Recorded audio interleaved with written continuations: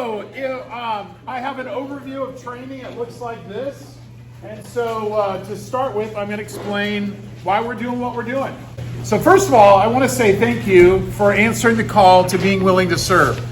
I'd say about 2 weeks ago, we did not have strong numbers and it was looking pretty scary, and God provided you. So thank you very much for answering the call. Now, if you'll notice, the first line, there's a quote. It says, "You will drown as a parent if you only attempt to keep your child afloat." Now you're probably saying, okay, what is that all about? This weekend I got to go to a conference. The lady that was presenting had that quote on the board, and it's like, okay, what's the point of that? Well, she actually explained she was in a boating accident with a 3-year-old and a 5-year-old. And so in the accident, as the mom, she was holding up the 3-year-old and the 5-year-old, but in the meantime, she was basically drowning to do that. And obviously they were saved and everything went well. But then this weekend, now I don't recommend movies, but I did see a movie that was pretty good. It was called The Young Woman and the Sea. It's a Disney movie about the lady who swam the English Channel. And at the very beginning of the movie, they were talking about how in the 1920s, young girls weren't taught how to swim. And there was actually a boating accident that ladies just waited on the boat as the boat went down, not knowing how to swim.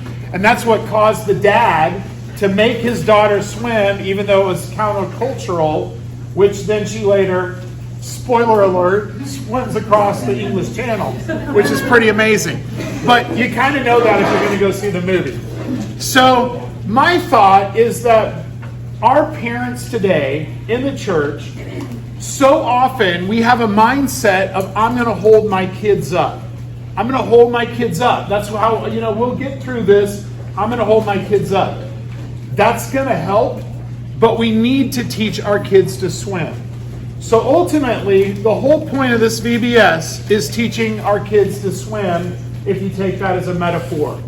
So what is Ceetrus Ollo? Well, once again, spoiler alert, it's code.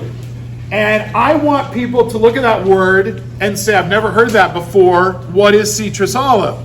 Well, Ceetrus Ollo is the name of our star, a literal star, in our theme story, and it stands for something. And we get that something from the life of Daniel. Daniel, interestingly, he was probably lifted up by his parents, but then there's a point in his young life where he is taken away from his family and he is able to stand on his own in his faith. So what are some things that we can learn from the life of Daniel? Well, we see that Daniel sought God. He seek. First code word, seek. Then we see that in the book of Daniel, there was trust when Shadrach, Meshach, and Abednego trusted God, say, hey, if we perish, but we're going to trust God versus you. Seek, trust. Anyone? What do you think Ollo might be? Follow. Seek, trust, follow. And so my prayer is that as you have a shirt and you walk around Sugar Land or Richmond or wherever, someone is like, hey, what's a Ceetrus Ollo? Or is that a citrus? You can say, well, actually, it's our VBS, and it talks about the life of Daniel and how people can seek, trust, and follow Jesus. So that's the whole message of our VBS. And we've had lots of glitches along the way in getting there, but the fact that you are here today, you're an incredible answer to prayer. So God is making things work. Another quote I heard at this conference is that wherever God is working, there is a heartbeat. And they gave 2 images, and they showed a straight line, and they showed another line that's just all over the place. Well, as believers, we want that straight line. But when you think about the heart, if you see a straight line, what does that mean? You're dead. You want those ups and downs, those glitches, those beeping, the beating heart. And that's why we often go on these journeys that aren't from point A to point Z, but they kind of go all over the place. So that's the overview of VBS. The overview of VBS actually follows Philippians chapter 2, verses 14, 15, and 16. And ultimately it says, do everything without complaining or arguing. You never see Daniel or his friends complain or argue. And they had every right to. And then it says, then you will make your way pure and blameless. You'll be children of God. You will shine among them like the stars in the sky as you hold firmly to the word of life. So that's just the overview of VBS. And as you can see, I picked, we have the stories in Daniel that we're going to touch on are food, fire, and felines. And I thought it would be fun to briefly give you some facts about food, fire, and felines, because they all start with F's. If you're stretching it, although I think I would rather pet a feline than an actual cat. All right, so here's some interesting facts on vegetables. So did you know the expression cool as a cucumber comes from the fact that a cucumber has an amazing ability to cool down the body and to add hydration. So when you live in Texas, eat a cucumber. There's a bunch on, carrots are a major source of beta carotene. And once upon a time, celery was considered a medicinal herb rather than a vegetable because it was so beneficial. Some facts about fire. Beware of fire. A fire can totally consume your house in about 2.5 minutes. And it doubles in size every 30 seconds. A fire is very hungry. A fire's color is different based on the oxygen levels. Did you know fire only burns on Earth? So when you watch Star Wars and they have explosions in space that are continually burning, it's not possible. They believe that fire stopped the bubonic plague in England. They had the Great Fire, which was a terrible thing, but it also stopped disease from spreading. It can also make trees explode. And since this year is an Olympic year, did you know the Olympic flame was started utilizing sunlight? Very interesting. Then we're also going to talk about felines. And lions can weigh up to 550 pounds. A lion's mane, so their hair can be 6 or 7 inches long. That's pretty interesting. In one meal, they can eat about 90 pounds. And they don't really chew, they tear and gulp. So, and this is very fascinating. They have a tendency to hunt during storms. So when if they lived in Texas, we'd be in trouble, especially recently. Their roar can be heard over 5 miles away. And Simba is the Swahili word for lion. And they sleep about 21 hours a day. So just a couple of interesting facts. All right, so seeking God. I had a professor one time that said, asking questions is the best way to get to an answer. And he described it like this. Imagine there's a black sheet of paper and you want to know what's on the other side. Every time you ask a question, it's like you're poking a hole in that black paper, and eventually, by asking enough questions, you can go through to the other side. So as we talk about seeking, I want to encourage you to encourage your kids to ask questions.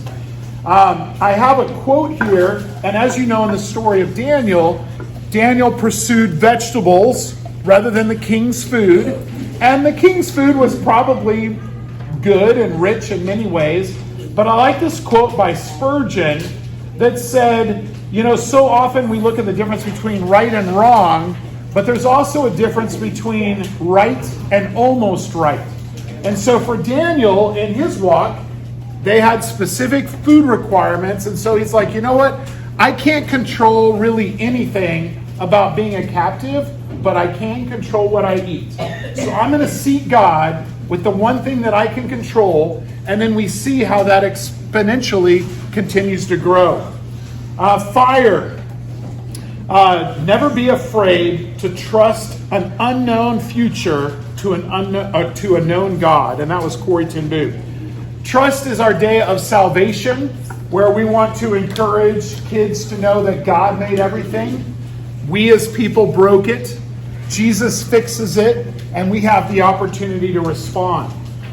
Something you can do with your kids, just on a side note, a trust fall. Please make sure you actually do catch them. Kind of ruins the illustration. Or even blind guidance. You know, what is it like to be blind? And listen to a voice and trust them along the way. And then felines. So you see in Daniel's life when he was thrown to the lion's den, that it happened because he was daily pursuing God in prayer. So no matter what, he kept following God. And that's what got him into trouble, but it really didn't get him into trouble. But great things are done by a series of small things brought together, Vincent van Gogh. So once again, how do we teach our kids to swim? Well, ultimately, if they haven't responded to Christ, that they would respond to Christ. But if they have responded to Christ, how can we get them to do little things in their spiritual growth on their own? And that's kind of our goal. On the back page, I just have a quick overview of the facts that people need to know, and then you can ask questions. Parking. So out on the levee side is where we encourage you to park and walk in this hallway right here and come in this back door. You do need to register, so there will be kiosks where you enter your phone number and it will print your name tag as well as your kids. Comfortable attire, but please no short shorts.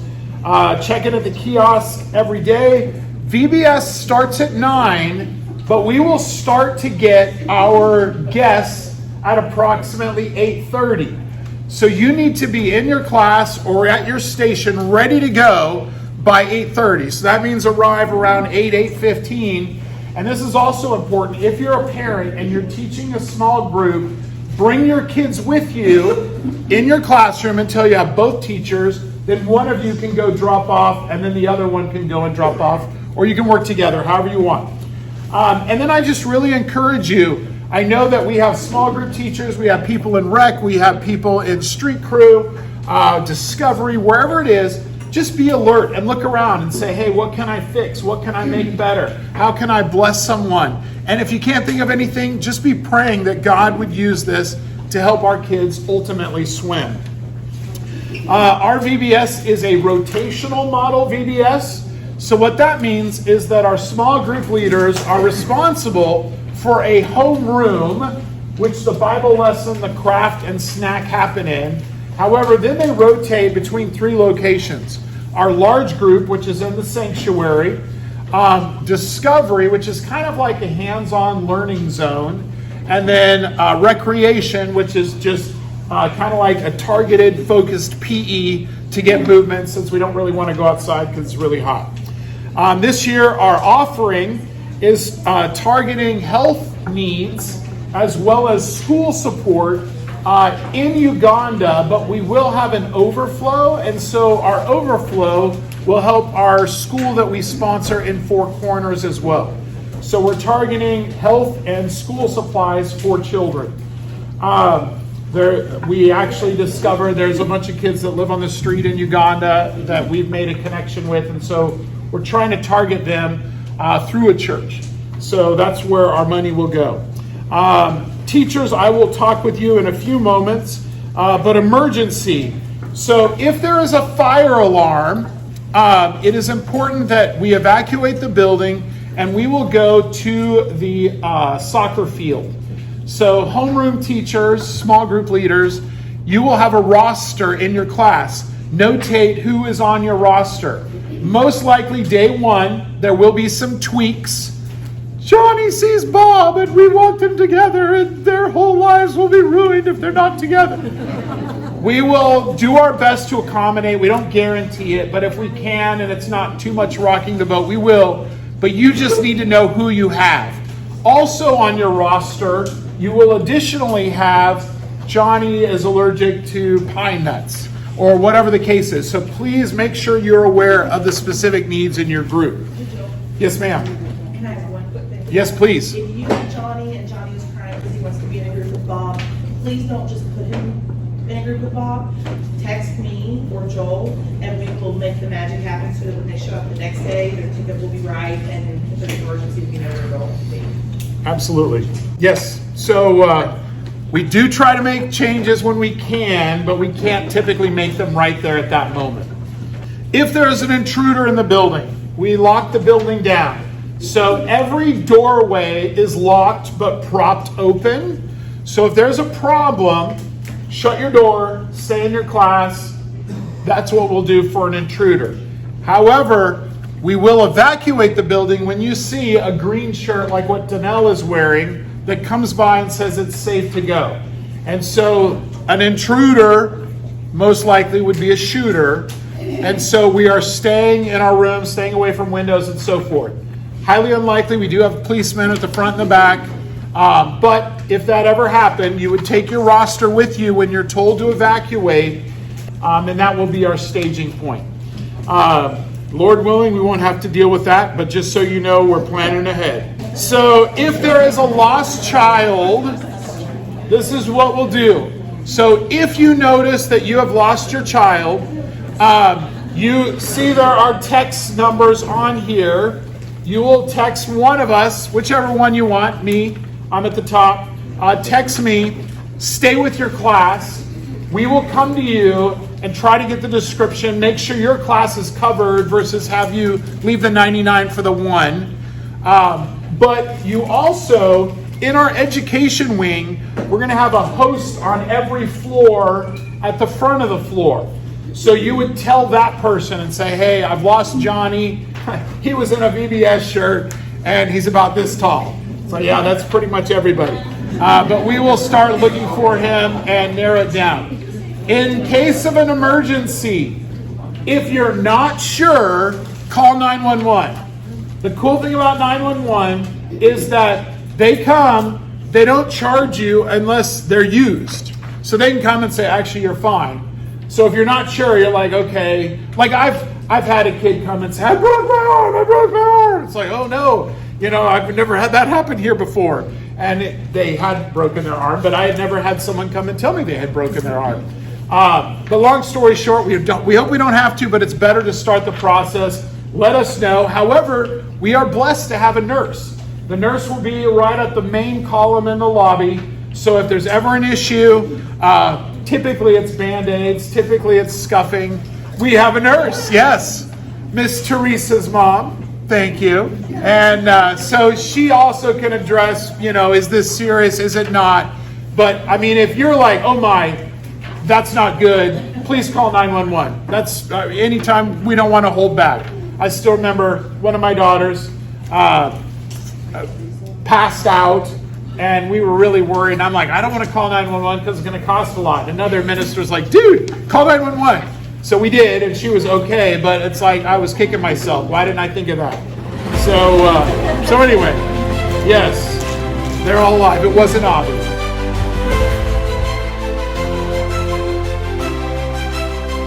Life can be hard, days can be long. I need to remember this simple song. To seek the truth, to seek the light, to seek the one who can make it right.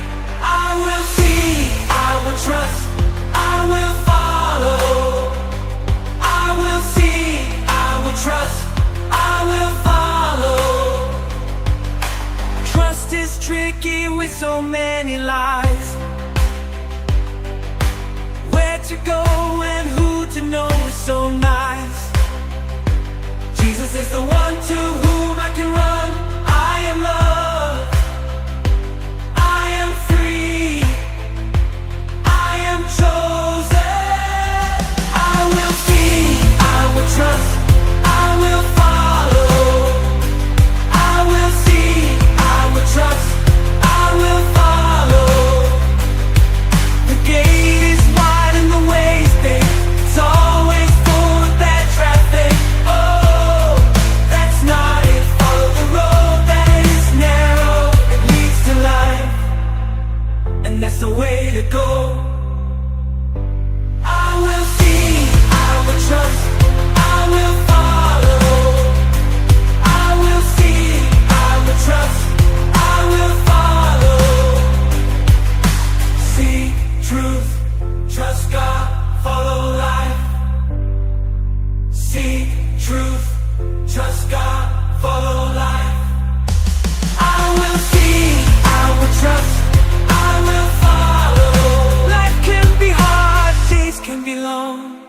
I need to remember this simple song. To seek the truth, to seek the light, to seek the one who can make it right.